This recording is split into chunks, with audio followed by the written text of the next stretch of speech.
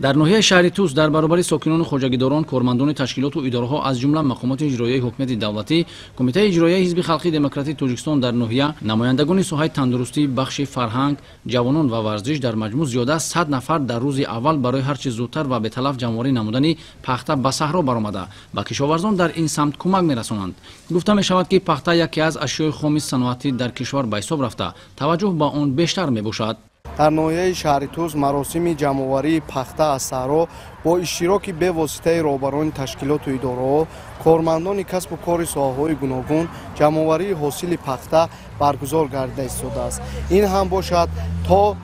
قطره آخرین این طلای سفید را از صحرا جمع‌آوری کرده و خیرمن‌های پخته را باید ما تا آمدن زمستان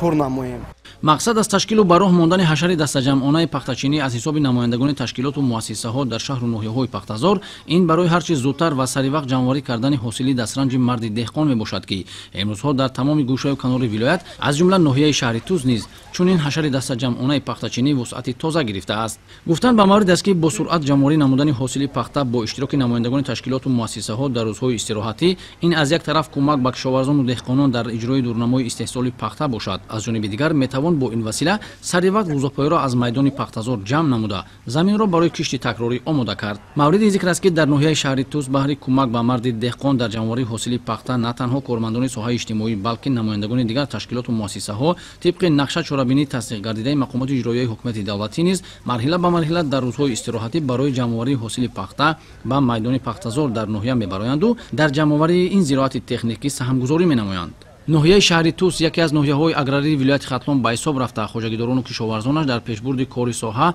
مخصوصاً کشت و پرورش پخته تجربه بیش دارند. طبق اطلاع مسئولین ساحه امسال در نتیجه رعایت اگروتکنیکای پرورش حاصل پخته در صحرا خوب بوده. با باوری گفته می شود که تا مهلت معین گردیده خوجگیداران و کشاورزان دورنمای استحصال این اشیاء خام وطنی را در ناحیه اجرا خواهند کرد.